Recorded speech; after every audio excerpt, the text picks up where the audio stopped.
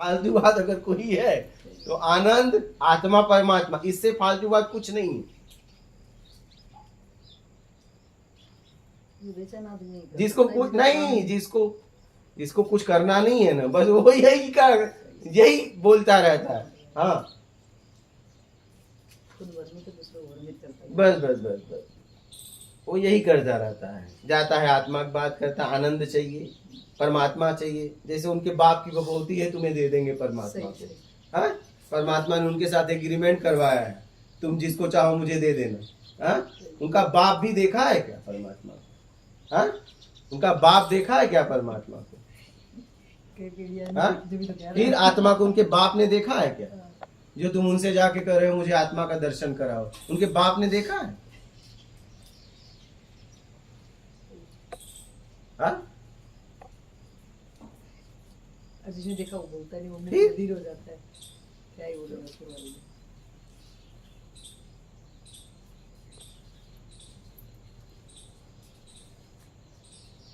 लेके बैठे हैं, आओ हम आत्मज्ञान कराएंगे।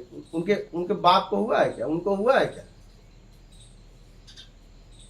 2-2 हजार रुपए में आत्मज्ञान करवा रहे हैं। सोचो जरा, शर्म आ रही है, शर्म आती है। कितना अपने आत्मा को बेचोगे यार? तीसरा नेत्र खोल रहे हैं। जैसे परमात्मा ने इनको एग्रीमेंट किया है,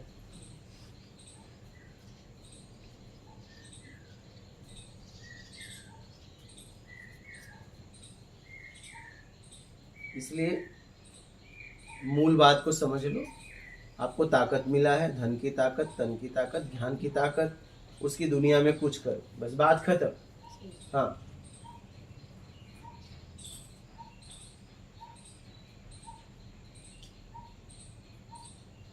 क्या आपके द्वारा हो जाए वो देख लो।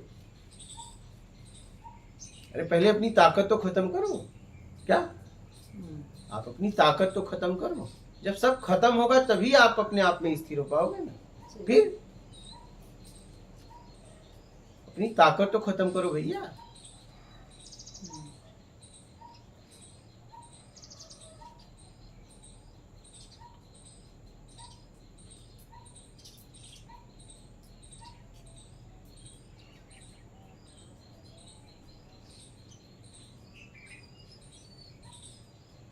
सूझबूझ के साथ चलो। जब भी कहीं जाओ महाराज, सामने देख लो क्या स्थिति। जैसे फिल्म की एक घटना कहानी बता रहा हूँ। एक वो उसकी माँ मर गई थी, तो उसने जाके कहा ये तेरी माँ। पहले गांव में एक व्यक्ति की माँ मर गई, तो कहा ये तेरी माँ नहीं मेरी भी माँ है, पूरे गांव की माँ है, तू मत रो, मैं हूं ना, चिंता मत कर। सबने उसे शाबाशी दी। एक दिन पहलवान की बीवी मर गई, तो उसका शत्रु था, बोल देख मैंने नाम कमा लिया है, आज कमाने का मौका मिला है और तू जा। वो गया, दौड़ा दौड़ा, बोला आज मैं भी नाम कमाऊंगा। बोला पहलवान चिंता मत कर, ये तेरी बीवी नहीं है मेरी भी बीवी थी, पूरे गांव की बीवी थी। फिर उसका क्या हुआ होगा? हाँ, तो इसलिए आप देखिए, बस वही मत ठोकते रहो। आप देखिए घटना क्या हुई है। फिर क्या किया होगा पहलवान? पूरे गांव ने उसके साथ क्या हो? हाँ, ठीक है। देखो माता जी ने उस फिल्म को देखा नहीं? हाँ, मुर्गे अंडे, अंडे मुर्गी। हाँ, तो कहने का मतलब ये है कि भैया सामने की परिस्थिति देख लो, नकल से पहले अकल तो लगा लो, नहीं तो हर जगह धुलाई होगी। कमा लिया नाम।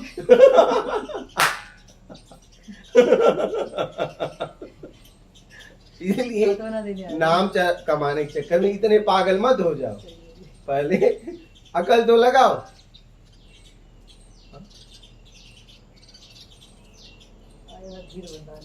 हाँ, इसलिए देश काल स्थिति परिस्थिति देखो, सामने वाले की स्थिति क्या है, क्या हो रहा है, क्या घटना है।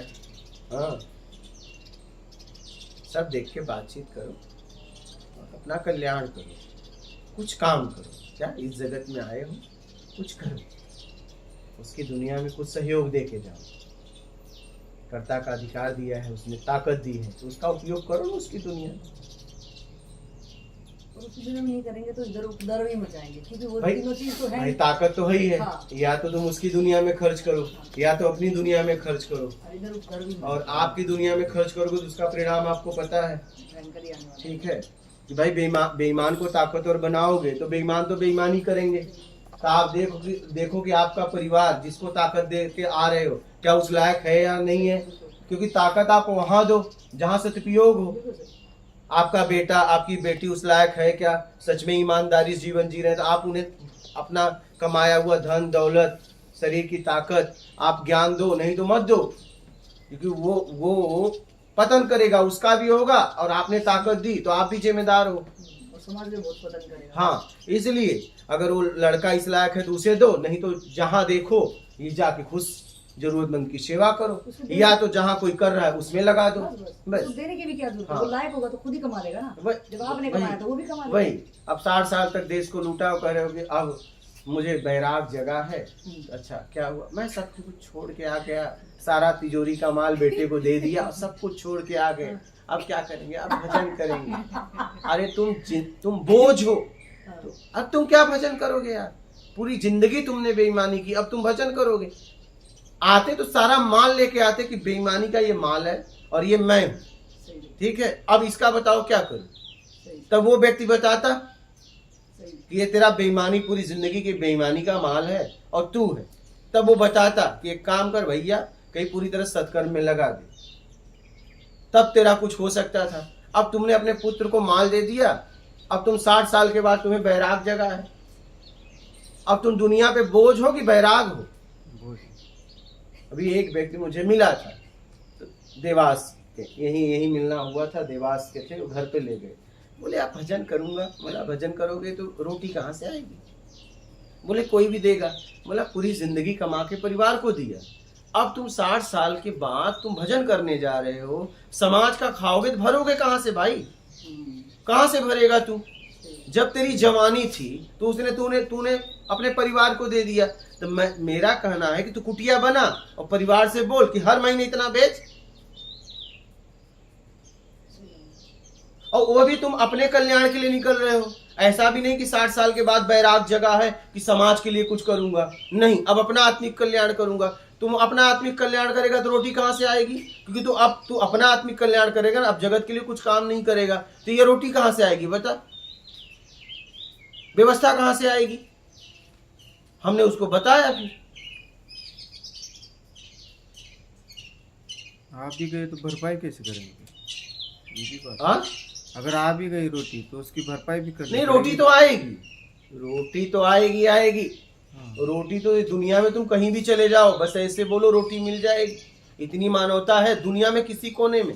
तुम्हें भाषा आती है नहीं आती है कोई फर्क नहीं, तुम बस इतना बोलो और इतना बोलो, तुम्हें रोटी आ ही जाएगी। इतनी मानवता है अभी भी। लेकिन मैंने समाज को दिया क्या है। मैं कह रहा हूं रोटी तो आएगी, ठीक है। तो कहने का मतलब है आप चलो 60 साल के बाद तुम आत्मिक कल्याण, रोटी आएगी, उसकी भरपाई कहां से होगी, मुश्किल है। मैंने उसको बताया। और पूरा समय तो अपने परिवार को दिया, पूरी जवानी, तो आप उनको बोलो महीने का इतना भेजे।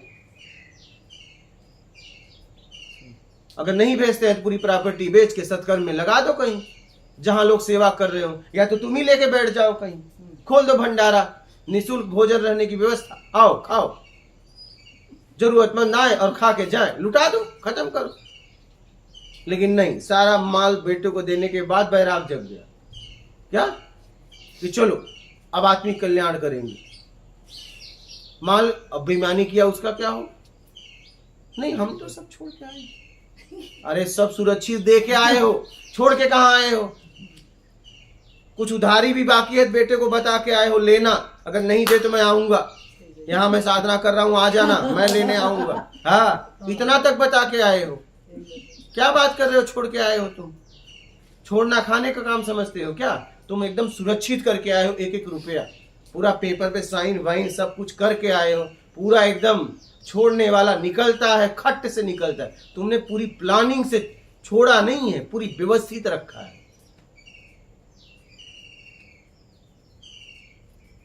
और तुम्हें बोल रहे बैराग जगह, बैराग नहीं जगह, आग लग गई है। आग लग गई है अंदर, बेईमानी जितना किए हो, घुटन दे रही है, अशांति दे रही है, तो तुम आनंद की खोज में जा रहे हो।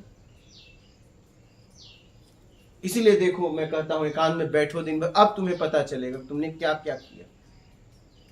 क्योंकि दिन भर बैठना, अब तुम्हें पता चलेगा तुमने किया क्या क्या, क्या क्या किया, उसका क्या क्या परिणाम होगा। इसलिए मैं ऐसा करवाता हूं, बैठो शाम तक, देखो तुमने क्या क्या किया।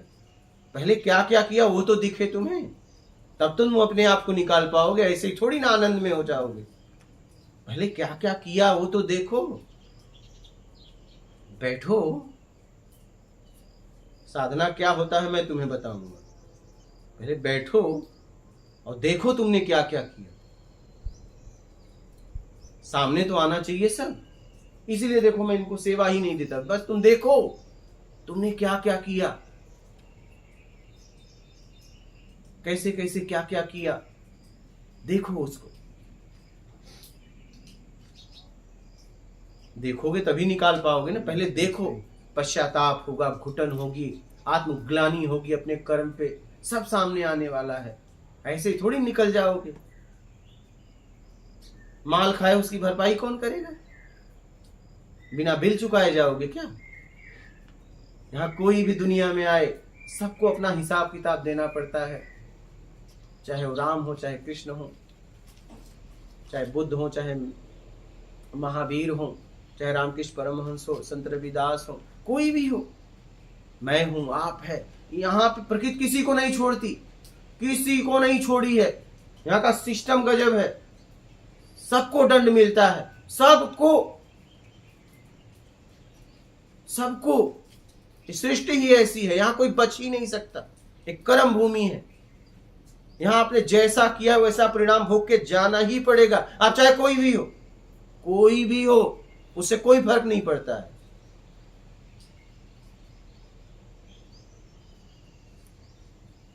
प्रकृति में कोई फर्क नहीं पड़ता है तुम कौन हो, तुम्हारे कर्म का एक एक हिसाब होगा। तुम चाहे भगवान हो, चाहे इंसान हो, चाहे राक्षस हो, चाहे देवता हो, कोई भी हो, इस एक प्रकृति किसी को नहीं छोड़ती, किसी को नहीं छोड़ती।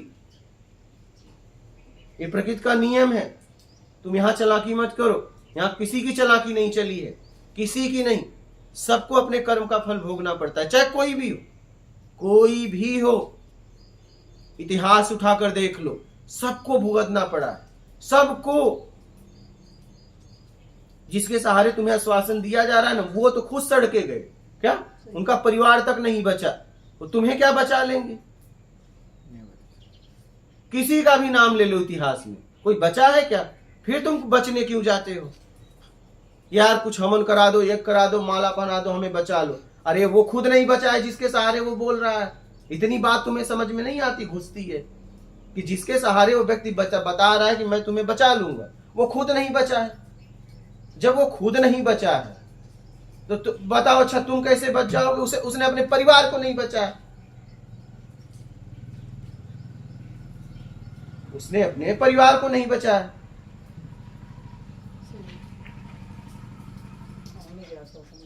फिर हम कितने टूटे आदमी होंगे, कामनाओं से भरे हुए। नहीं, कैसे बचाएगा बताओ? आप किसी का भी नाम ले लो, किसी का भी नाम ले लो, ठीक है। 4 को लोग भगवान मानते हैं, चलो 4 की बात करते हैं। राम हो, कृष्ण हो, महावीर हो, बुद्ध है, उनके अनुयायी ज्यादा है, ठीक है। तो कहने का मतलब है राम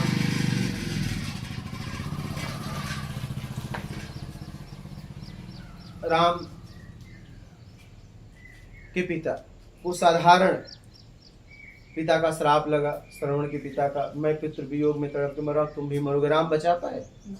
3 माँ विधवा हो गई उनके सामने, क्या राम बचा पाए क्या अपने पिता को?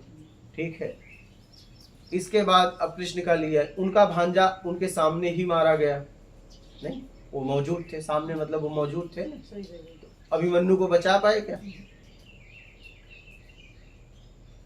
वो खुद जेल में से निकले, अपने बाप को भी कहाँ बचा पाए? जिसके द्वारा उनका जन्म हुआ, उन्होंने कुछ तो सत्कर्म किया होगा, ऐसा पुत्र पैदा हुआ, कुछ दुष्कर्म किया होगा, ऐसा उनके सामने 6 पुत्र मारे गए। नहीं, दोनों कितना हाई लेवल का हाँ, पाप होगा। सोचो जरा। और पहली रात से लेके जवानी कारागृह में बीती। बताइए, हाँ, मतलब वो जिसके द्वारा जन्म हुआ उसको भी नहीं बचा पाए, जन्म के बाद भी अपने भांजों को नहीं बचा पाए। फिर आइए बुध पे, आइए बुध खुद आखिरी में किसान उन्हें भोजन दिया, ठीक है, उस भोजन में विष था, उस विष के द्वारा उनका शरीर छूटा। नहीं पता है ना लोगों को। बाद में उन्होंने कितनी यातनाएं समाज की सही। फिर महावीर का लीजिए, महावीर साधना कर रहे थे तो ऐसा बताया जाता है, किसान एक चरवाहा ने उनसे पूछा कि मेरी गाय इधर उधर, कुछ गाय के बारे में पूछा, मेरे पशुओं को देखे क्या? उन्होंने जवाब नहीं दिया क्योंकि वो अपने आप में थे। वो एक लकड़ी उठाया गुस्से से, उनके कान में ठूसा, वो अपने आप में स्थिर रहे। तो वो बताया जाता है कि वो किसी जन्म में कुछ थे और उन्होंने किसी के साथ किया था, वही परिणाम उन्हें मिला। हाँ, अब बताइए, ये लोग नहीं बच पाए, ये लोग नहीं बच पाए। और किसी का ले लीजिए, जीसस को ले लीजिए, सूली पे चढ़ा, क्यों नहीं अपने आप को बचा पाए? मोहम्मद का लीजिए, पूरा जीवन उनका गरीबी में बीता, खाने को रोटी नहीं थी। अरे इस दुनिया में किसी को ले लो भाई, प्रकृति ने किसी को नहीं छोड़ा है, किसी को नहीं छोड़ा है। तो तुम कैसे बचने जा रहे हो? मुझे तो समझ में नहीं आता कि उन्होंने अपने परिवार तक को नहीं बचाया, अपने आप तक को नहीं बचाया, तो आपको अच्छा कैसे बचाएंगे? जरा आप सोचिए। लेकिन फिर भी आप चाहते हो मुझे बचा ले। वो हंसते होंगे, यार मैंने अपने आप को नहीं बचाया, तुझे कैसे बचाऊं? इस दुनिया में कोई किसी को बचा नहीं सकता। या आप कर्म का फल भोगिए, क्या आप कर्म का फल भोगिए, बस। बचना है तो करो मत, कर दियो तो भोग, क्या, बस बात खत्म। जज ने आपको सजा दी, जाके जेल में आराम सजा काटो। अगर आपका चाल चलन अच्छा रहा, बढ़िया रहा, सारे जेल के लोग आपकी वाहवाही किए, तो जेलर को इतना परमिशन है कि कुछ सजा माफ करवा देगा, कुछ, पूरा नहीं। वो भी इतना परमिशन है कि आगे तक बढ़ाने का, जांच होगी तब। तो ऐसे ही सत्कर्म करते रहो ईमानदारी के साथ, कुछ इधर उधर हो जाएगा, क्या, लेकिन उसमें सेटिंग नहीं चलेगी, उसमें सेटिंग ना करो, नहीं और धाराएं लग जाएंगी। क्या सेटिंग में जितनी सेटिंग करोगे, जितनी बार दीवार कूदना चाहोगे, उतनी धारा बढ़ा रहे हो, क्या, हाँ, जितनी बार जा रहे हो बचने के लिए कोई उपाय कर दो, उतना धारा बढ़ गया, खट, क्या, हाँ, एकदम। तो आप यही तो कर रहे हो, यही तो कर रहे हो। कोई तंत्र से, कोई मंत्र से, कोई विधि से बचना चाहता है, धारा पे धारा, धारा पे धारा बढ़ता जा रहा है। जितनी बार जेल का दीवार तोड़ने भागने का प्रयास करोगे, उतनी धाराएं लगती जाएंगी। नहीं पकड़े तो जाओगे कहाँ, जाओगे कहाँ? हाँ, इसीलिए भोग लो और सूझबूझ के साथ यात्रा करो, ज्यादा चलाकी फलाकी मत करो। मैं तो सब छोड़ गया, फिर आ गए, फिर यहाँ क्यों आए भैया? जब तुम छोड़ ही दिए थे, तुम्हें उपलब्धि हो जाना चाहिए था। आ गए, माल कहाँ है पहले वो बताओ? माल तो बच्चों को दे दिया है, हाँ? कुछ बांटा था उसका भी दे के आया हूँ कि वसूलना, और मैं यहाँ रहूंगा, अगर न दे तो मुझे बुला लेना। सारा सेटिंग करने के बाद आते हो, कहते मैं छोड़ के आया, क्या, पूरी प्लानिंग से एकदम बढ़िया से व्यवस्थित उसे रख के आते हो, कहते हो मैं सब त्याग। एक कपड़ा लेके आया, हाँ? एक ने मेरे को लाइव में पूछा था क्या कपड़े भी लेके आना होगा? बोला नंगे आ जाना यार, कपड़े तो हम देंगे, तू नंगा आ जा। हाँ हाँ हाँ, नंगा आ जा भाई, बस आ जा। हाँ, आया भी था वो, और नंगा ही था, मैंने उसे भगाया। वो सच में नंगा था। हाँ? नहीं, गृहस्थ था, प्रोफेसर था। हाँ? प्रोफेसर। तो कहने का मतलब है भैया, चलाकी मत करो, ठीक है? इसमें चलाकी नहीं चलेगी, अध्यात्म में चलाकी नहीं, चलाकी कहीं नहीं चलेगी, कहीं भी नहीं। एक एक का हिसाब देना पड़ता है। किसी को देखो, हमने जिसका नाम बताया उनको देना पड़ा। आपकी तो बात ही छोड़ दो भाई, जिसको आप पूजनी मानते हो, जब वो नहीं बचे तो तुम कैसे बचोगे? जरा सोचो। इसलिए भैया समर्पण कर दो, ईमानदारी सत्कर्म से जियो, योग्यता से ज़्यादा पाने की इच्छा का त्याग करो, अपनी ताकत का सदुपयोग करो और निकल लो। इतनी सी बात है। बड़े आसानी से, ज़्यादा मगजमारी मत करो, ज़्यादा बुद्धि मत लड़ाओ, ज़्यादा चालाकी मत करो और फंस जाओगे। बड़ा सरल है निकलना, अगर आप चाहते हो तो। हाँ, सही बात है। देख लो आप लोगों को क्या करना है।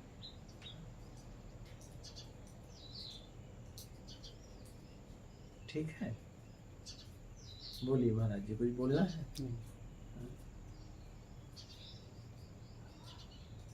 अपनी ताकत का सदुपयोग करो, चाहे धन हो, चाहे तन हो, चाहे ज्ञान हो, और निकल लो। बात खत्म। मात नर्मदे है।